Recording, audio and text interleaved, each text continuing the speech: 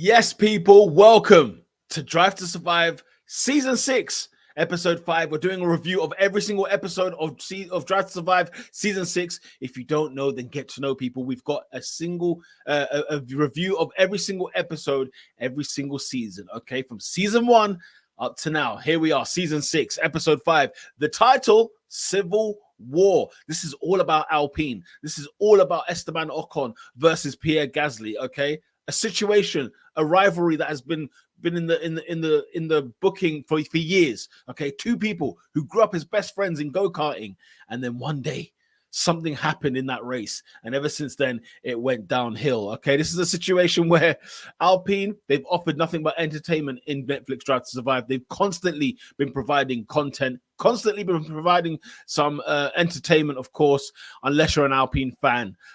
Listen, we got to love Otmar Saf now. He is the man, okay? He's the man leading this Alpine team. And from the jump, you kind of get this idea that he's very much under pressure, very, very much under pressure in that Alpine, purely because they need to produce results. The ambition, the goal of this Alpine team is to be fighting in the top four, mixing it with the Ferraris, Mercedes, Red Bulls of this world, right?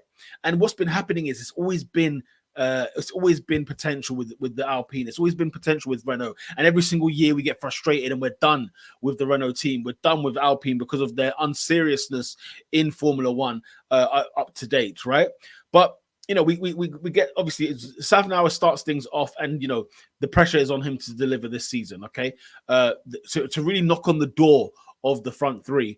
And then we talk about Pierre Gasly, who joins Alpine from AlphaTauri the season before, and they go into like a bit of history behind it. Love the way Netflix do this more often than not. When they bring in a character into the squad, into the film, they kind of give you a little bit of background as to what their last couple of years were like, what their career has been like in Formula One so far. They're very good at doing that, so salute to Netflix for that. And Pierre Gasly basically talking about the fact that he you know, what he's been doing in Formula One. He's a former Red Bull. He's a former AlphaTauri. It's the first time he's leaving the Red Bull family because, you know what, in that AlphaTauri, he knows he can't win a championship with them. He knows he can't win races with that team, even though he has won a race due to very heavy circumstances. But, you know, he needs to be in a car now, in a car where he feels like, okay, in at least challenge. If it's not challenging today, it's got the potential to challenge in future, in terms of winning races and winning championships. The only problem is his teammate, Esteban Ocon. This is a rivalry, like I said. It goes way back. It goes back to childhood, okay? Where they were karting together. They were best friends, families, and everything. It was all lovely and nice, okay? And something happened in one of the karting races where Esteban Ocon was overtaken in the final lap. Pierre Gasly and Ocon were sort of neck and neck throughout the entire race. And then all of a sudden, right at the end, right at the death, Esteban Ocon is overtaken, as he claims, illegally. Gasly says, you know, doesn't believe it was illegal, but he was penalized and was disqualified from the race, and he had that bitter taste in his mouth ever since. The way Netflix have seemed to portray Gasly in all of this episode, which I thought was quite interesting, is they portrayed him in quite a negative light. I don't know if it's just me, but it seems like Esteban Ocon is somebody who's like the good guy. He's the innocent one, whereas Gasly's the one that's on the attack.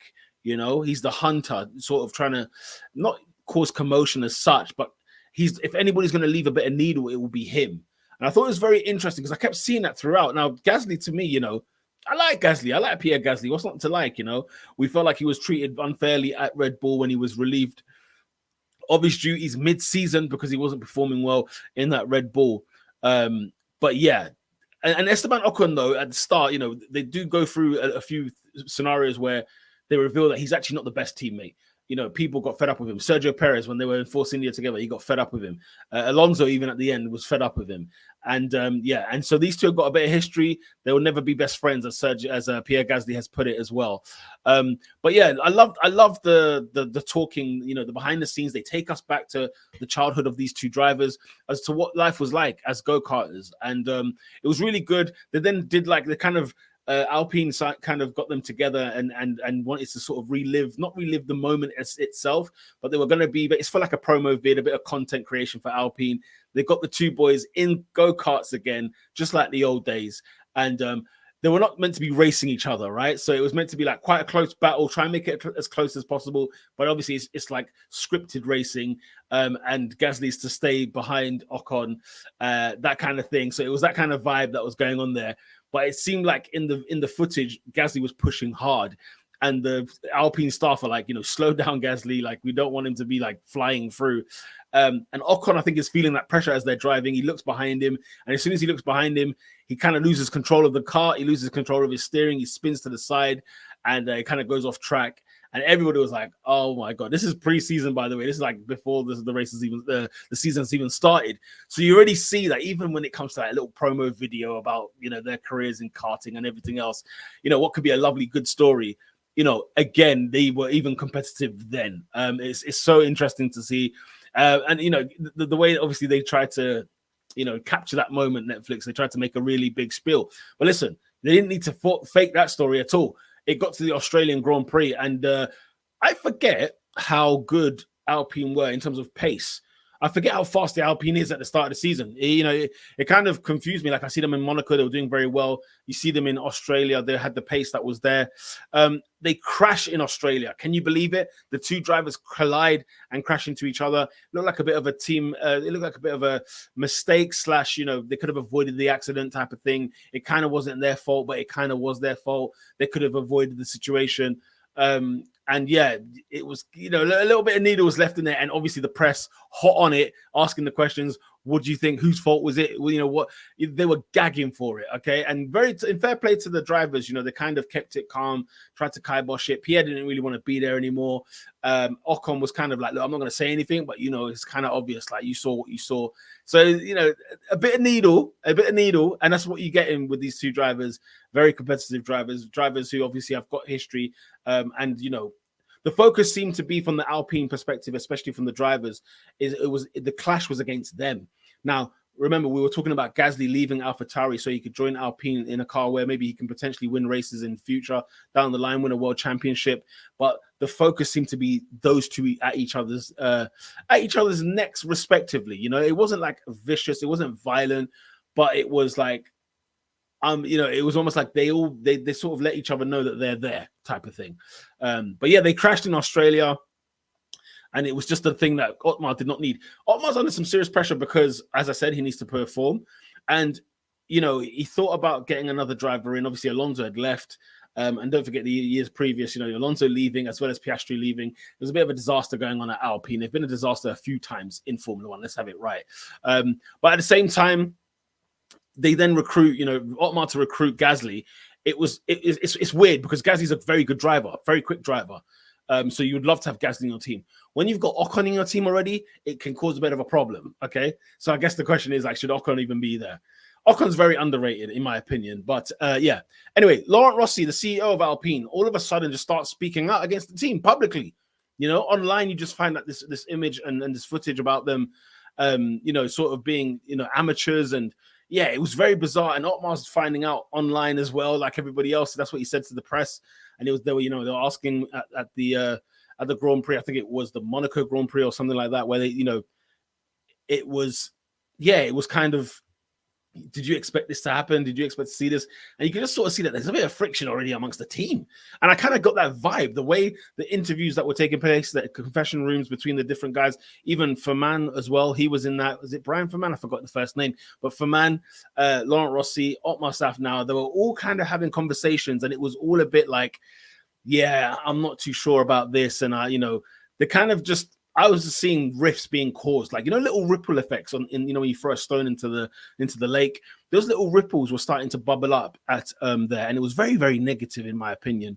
And this episode's gone really quick because, like, we get to Monaco, we sort of jump to the Monaco Grand Prix, and like there's 10 minutes to go of the episode, and I learned that this episode was very, very fast. Maybe a bit like this review will be, but listen, they didn't give me a lot of content. Okay, they gave me some content to talk about, but yeah, it's one of those where the episode kind of moves quite quickly. And I think the truth of the matter is there isn't really a rivalry between these two. I think, the way Drive to Survive, what I do like about what they've done in terms of what Netflix have done this year is that they've made, rather than going through the season, like this episode is going to be the first half of the season, the second episode is going to be, the second part of the season and the third part and the fourth part. Rather than do all of that, they just stuck and focused with a team. I think this is like what they used to do back in the early days of Drive to Survive, to be fair. They stuck with the team and said, look, this is our team we're going to talk about today, and we're going to talk about the story with them. And that's much better. I think that's much better to do it that way than to do it the other ways of, trying to follow the season, because a lot of the stuff they don't get really accurately right. But anyway, so, they're in Monaco, and Monaco, they're having a decent start. They qualify well. And, Gasly is sort of being tasked with helping Ocon. Ocon, I think, starts P3 in Monaco, and Gasly somewhere like P5, P6, P7, around that area. And the idea is that Gasly, they thought about a strategy to help Ocon maybe even win the race, or at least get on that podium. And Gasly's kind of like, do I help him? Do I not help him? And the way that Will Buxton and the crew start narrating about the situation, they're talking about, you got to fight for the team. You ain't got to fight for the driver. If you start fighting for your rivalry within your team, you're losing the point of, fighting against the other teams, for example. And so you're kind of getting that narrative there. And what was strange was, the Monaco Grand Prix, it started to rain a little bit. Ocon's having a good time. He's getting good tires in. He's pitting in early. He's getting the right tires at the right time. Gasly, for some reason, it starts to rain. They give Gasly, more slick tires rather than wet tires to sort of compensate for the track. The guy's sliding left, right, and center. He's having a terrible race. Meanwhile, Ocon's in delight because Ocon gets on the podium, finishes P3 on the podium. Meanwhile, Gasly, I think, is P7 because he had to pit twice for the right set of tires. And when at the end of the race, it was like, man, what the F was that type of thing? That's how Gasly was. Gasly frustrated, annoyed with the scenario there. I feel like there might be some more to come with the Alpines, because the way that this episode kind of sort of concludes, it's sort of like it kind of just finishes unfinished. The episode ends quite unfinished, and you can see the narrative of it being pushed that Gasly is he's having a frustrated time. Ocon's winning at the moment, and it seems to be very much a battle between amongst themselves, which isn't the right way to go if you are a Formula One driver. And Otmar Safnauer has got a bigger task on his hand, because yes, I think he knew exactly what risks there would be bringing Gasly into the fold. But yeah, he's having to engineer it quite quickly and quite early. And just so that these two drivers keep away from each other and focus on finishing strong in the points. Once upon a time, fighting for the top three teams. I guess the top three teams here, Alpine, and before you know it, they could end up anywhere on the grid if they don't get their act together, especially with the Aston Martins. In episode 1, when we're talking about the Aston Martins, the Alpines were sort of sitting there in the first race weekend, like, man, what the hell is going on here? Why are they so quick? What have Aston Martin done? So it was quite an interesting one. Definitely unfinished business there. It's called Civil War, so there's clearly some rifts, but I feel like there's some rifts between Otmar Safnauer and the board, like the CEO and Faman as well. And then I think there's obviously that rift between Ocon and Gasly, more so from Gasly's point, because Ocon doesn't seem to be featured in terms of how he feels about Gasly. Nothing of that sort. He's running his own race. He's getting his points. He's got his podium, and he's living life. So it'll be interesting to see if Netflix do finish this, because this is very much unfinished. I'll be very disappointed if they did not finish this story. That's my review of episode 5, Civil War, Alpine. It's Ocon versus Gasly. Otmar Safnauer, I guess, versus the Alpine board, the executive team. But yeah, we have to wait and see how that happens and how that finishes. Let me know in the comment section what you found about in this episode. And let me know if you think, what I described in this episode was good enough or not good enough. I want to get your thoughts. I want to hear your comments. And let me know if you like more content like this. If you do like Formula One content, if you like to watch Drive to Survive and you'd like to see reviews on Drive to Survive, make sure you smash a like on this video and subscribe to the channel for many more episodes to come. Until the next episode, episode 6, it's lights out. Peace.